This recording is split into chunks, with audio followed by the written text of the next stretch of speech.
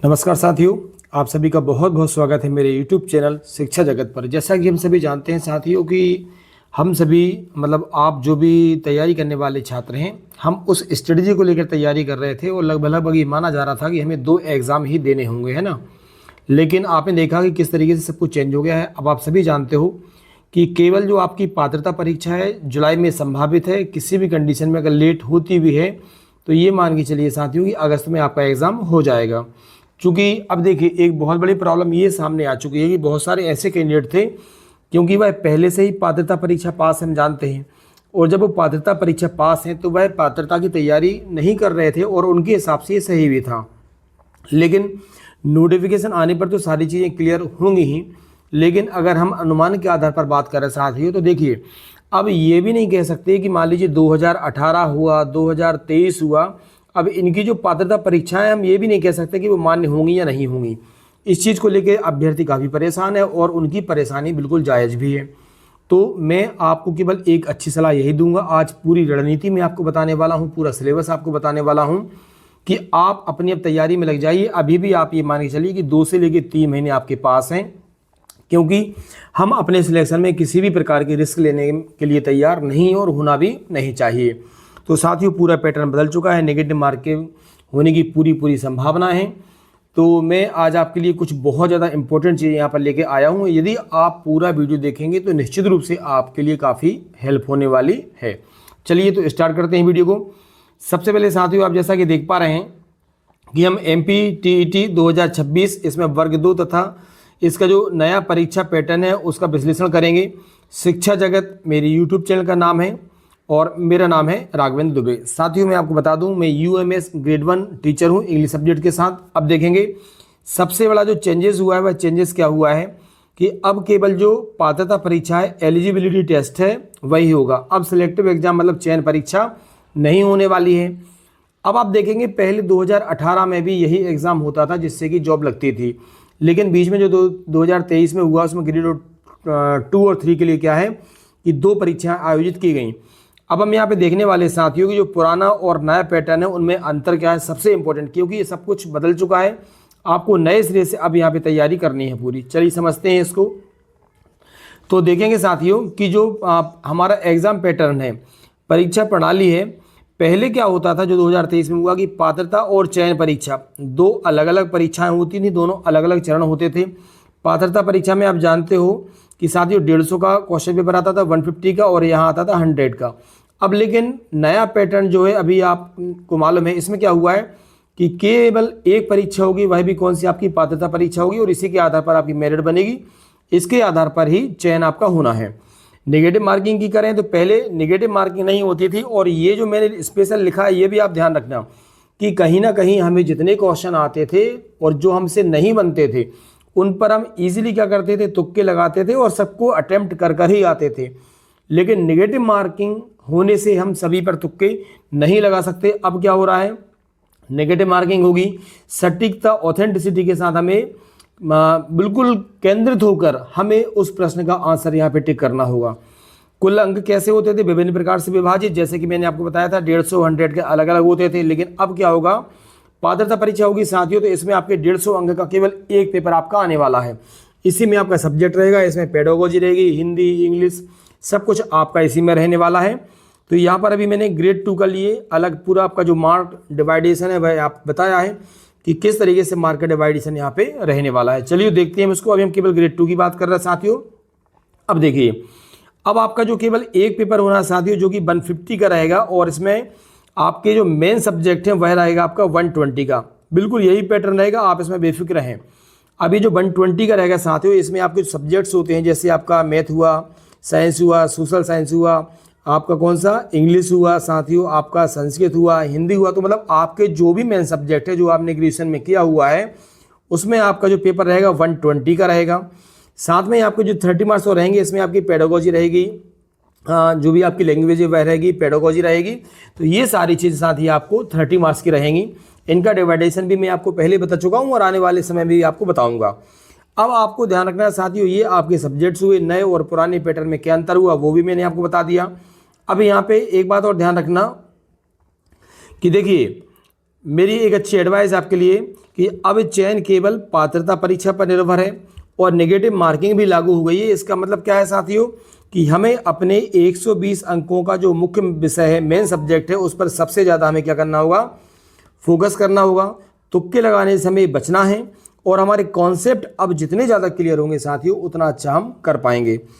ठीक है, तो आप हमारे साथ जुड़ेंगे और हम अपनी तैयारी को बहुत बिल्कुल शानदार तरीके से अब यहाँ पे स्टार्ट करने वाले हैं साथियों, तो आपको ध्यान रखना है। ठीक है, आप सभी के लिए बहुत बहुत सारी शुभकामनाएं। लेकिन अब इसमें आपको मैं ये और बताने वाला हूँ साथियों कि अब आपकी तैयारी किस तरीके से आपको करना है, क्या आपकी यहाँ पे रणनीति हो सकती है।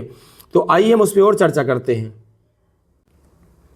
देखेंगे आप लोग, अब यहाँ पे हमने वर्ग और 2 और वर्ग 3 दोनों के लिए मैंने यहाँ पे क्या किया है कि एक आपको रणनीति और सफलता के कुछ स्टेप्स आपको यहाँ पे बताए हैं। आप इसको भी देखेंगे कि मध्य प्रदेश शिक्षक पात्रता परीक्षा है जो वर्ग 2 और वर्ग 3 की होने वाली है, उसमें हम किस तरीके से ईजिली सिलेक्शन ले सकते हैं।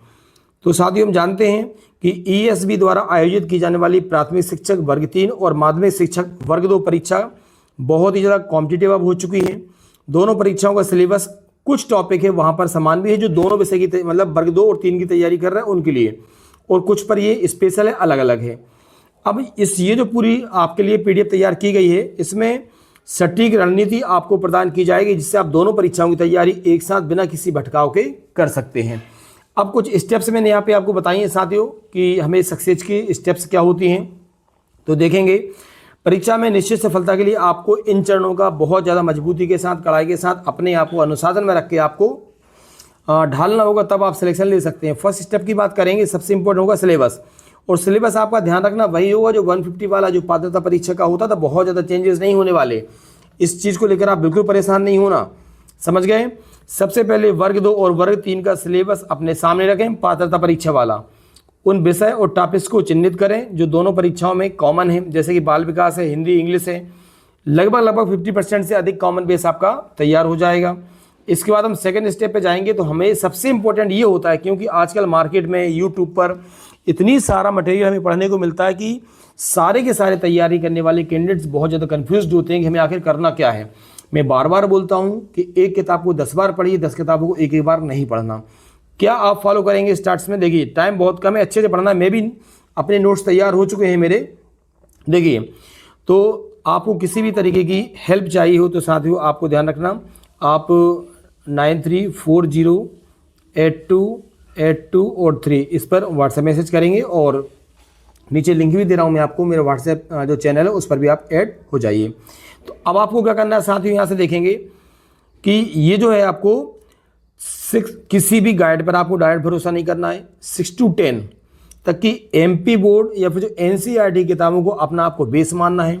अगर हम ग्रेड 3 की बात करें साथियों तो 3 से लेके 8 की पर्यावरण जो बुक्स होती है EVS और गणित की जो बुक्स होती हैं वर्ग 2 के लिए मुख्य विषय कक्षा 6 से 12 तक की किताबों की आपको अच्छे से स्टडी करना है। तो इन चीज़ों को लोग कहते हैं कम टाइम बचा है, ऐसा वैसा कुछ नहीं है साथियों। आप अच्छे से पढ़ेंगे, आपके पास पर्याप्त समय। हमारा केवल एक टारगेट होना चाहिए कि हमें सिलेक्शन लेना है। सबसे इंपॉर्टेंट है आपका टाइम टेबल और सब्जेक्ट का आपको मैनेज कैसे करना है। अपने डेली रूटीन में अपने टाइम को इस प्रकार डिवाइड करें कि कॉमन विषयों को सुबह के समय, क्योंकि हमारा माइंड उस समय फ्रेश होता है, और वर्ग 2 के जो हमारे मेन टॉपिक है, मेन हमारा सब्जेक्ट है, या फिर वर्ग 3 के भी जो हमारे स्पेशल पार्ट्स होते हैं, भाग होते हैं, उन्हें दोपहर या शाम के समय पढ़ेंगे। रोजाना कम से कम हमें यह 5 से लेकर 6 घंटे की कंटिन्यू स्टडी करनी ही होगी हमें, यदि सिलेक्शन लेना है तो साथियों। अब देखिए, ये सबसे इंपॉर्टेंट चीज़ होती है कि टॉपिक वाइज जो हमारे MCQs होते हैं उनकी हमें प्रैक्टिस करनी होती है, क्योंकि हम जानते हैं केवल थ्योरी पढ़ना सफिशिएंट नहीं होता। हर एक चैप्टर को खत्म करने के जस्ट बाद में हमें कम से कम 50 to 100 MCQs आपको सॉल्व करने होंगे। अब इससे आपको क्या क्लियर हो जाएगा कि उस टॉपिक में परीक्षा से किस तरह के जो प्रश्न हैं घुमा घुमा कर आपसे पूछे जा सकते हैं, क्लियर होगा। जो PYQs हैं, आपको लास्ट ईयर के क्वेश्चन हैं उनका एनालिसिस भी आपको करना बेहद कंपलसरी है साथियों। ESB के पिछले 5 वर्षों के वर्ग 2 और वर्ग 3 जिसकी ग्रेड की आप तैयारी कर रहे हैं उनको आप लोग डाउनलोड करें, उन्हें सॉल्व करें। इनसे क्या होगा कि डिफ़िकल्टीज लेवल क्या है और उनका पैटर्न क्या है, इससे आपको बिल्कुल एक्यूरेसी के साथ उनका अंदाज़ा लग जाएगा। अब आप वीकली क्या कर सकते हैं, मॉक टेस्ट दे सकते हैं और सेल्फ एनालिसिस आप लोग कर सकते हैं कि वीकली जैसे संडे में या फिर जब आप सुटेबल हो, केवल रिवीजन और मॉक टेस्ट के लिए ही आपको रिजर्व रखना है। टेस्ट देने के बाद अपनी गलतियों का आपको एनालिसिस करना है कि किस विषय में नंबर कम आ रहे हैं और नेक्स्ट वीक आप उस कमजोर भाग पर अधिक फोकस करेंगे साथियों। ओके, अब देखिए साथियों, अब यहाँ से आपको वर्ग जो 2 और 3 है इनके जो अलग अलग विषय हैं, इनका तरीका तो मैं भी आपको नहीं बता रहा हूँ क्योंकि काफ़ी लंबा वीडियो हो जाएगा। कभी फिर इस पर मैं चर्चा करूँगा कि आप किस तरीके से साथियों यहाँ पे देखिए CDP चाइल्ड डेवलपमेंट है, हिंदी है, इंग्लिश, ये सारी चीज़ें मैं आपको नेक्स्ट बार बता दूंगा कि किस तरीके से आपको करना है, आपको क्या करना है, किस तरीके से करना है। अगर हम देखिए अब यहाँ से मैं आपको केवल यहाँ से पेडागोजी का थोड़ा सा बता देता हूँ। सबसे इंपॉर्टेंट होता है पॉजिटिव अप्रोच। इसमें क्या करना है कि किसी भी क्वेश्चन का आप आंसर देते समय हमेशा ही चाइल्ड सेंटर्ड आपको होना है, क्योंकि कई बार बाल विकास में, चाइल्ड डेवलपमेंट में हमारे हिसाब से आंसर कुछ सही होता है, लेकिन एग्जाम ओरिएंटेड वो आपसे कुछ पूछना चाह रहे हैं, तो वहां हमेशा आपको केंद्र में अपने बच्चे को रखना है, उस हिसाब से आपको आंसर देना है। ठीक है, तो छात्र केंद्रित आपको शिक्षा को सर्वोपरि रखना है। कभी भी बच्चे को डांटने, रटाने या दंडित करने के विकल्प को हमें नहीं चुनना है, क्योंकि बच्चा गलत कर रहा है तो हो सकता है कि आप सोचोगे इसको डांट दें, लेकिन ये सही नहीं होता है। जो आपकी NCF 2005 है और NEP 2020 है, क्योंकि यहाँ से देखिए राष्ट्रीय पाठ्य चर्चा की रूपरेखा और नई शिक्षा नीति जो हमारी है NEP, इनके जितने भी इंपॉर्टेंट पॉइंट हैं आपको याद होना चाहिए। इनसे 4 to 5 क्वेश्चन हर एग्जाम में आपको देखने को मिल रहे हैं।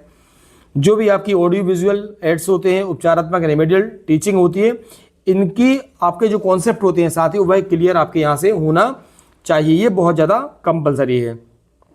कुछ इंपॉर्टेंट यहाँ पे की फैक्ट है, इनको और आप ध्यान रखें कि रटने के बजाय समझने पर आपको जोर देना है, अंडरस्टैंडिंग होना चाहिए आपकी। व्यापम जो है ESB अब सीधे प्रश्न पूछने के बजाय स्थिति आधारित सिचुएशन बेस्ड क्वेश्चन आपसे पूछता है। शॉर्ट नोट्स, मैंने पहले भी कहा कि आपके खुद के शॉर्ट नोट्स आपको जरूर बनाना है।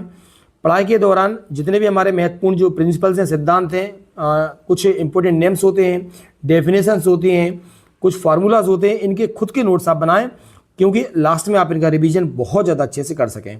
नेगेटिव मार्किंग की बात करें, यदि नेगेटिव मार्किंग का प्रावधान होता है तो केवल उन्हीं प्रश्नों को आपको टच करना है जिसमें आप 100% श्योर होते हैं, क्योंकि एक्यूरेसी ही मेरिट में आपका नाम लाती है, तुक्के आपके मेरिट्स में नाम नहीं आ पाएंगे। साथियों, मैंने कोशिश की है पूरी, मैंने जो खुद ने भी अपनी रणनीति अपनाई थी उस तरीके से आपकी हेल्प कर सकूं, और कंटिन्यूस जब तक नोटिफिकेशन नहीं आता, एग्ज़ाम नहीं हो जाता, आपका सिलेक्शन नहीं हो जाता, तब तक मैं राघवेंद्र दुबे आप बिल्कुल आपका मेंटर आपके साथ में रहूँगा। तो जितने भी हमारे साथी उनको बता दूं, ग्रेड 1, 2 और 3 की पूरे सिलेबस की जानकारी, पूरे नोट्स की जानकारी आपको यहाँ पे बताए जाते हैं, और एजुकेशन डिपार्टमेंट से संबंधित कोई भी लेटेस्ट अपडेट आती है तो वह आपको मेरे चैनल के माध्यम से आपको प्राप्त होती है साथियों। तो जो भी हमारे साथी नए हैं चैनल पर, वह चैनल को सब्सक्राइब करें। वीडियो अच्छा लगा हो तो वीडियो को लाइक आप लोग जरूर कीजिए। आप सभी का बहुत बहुत धन्यवाद।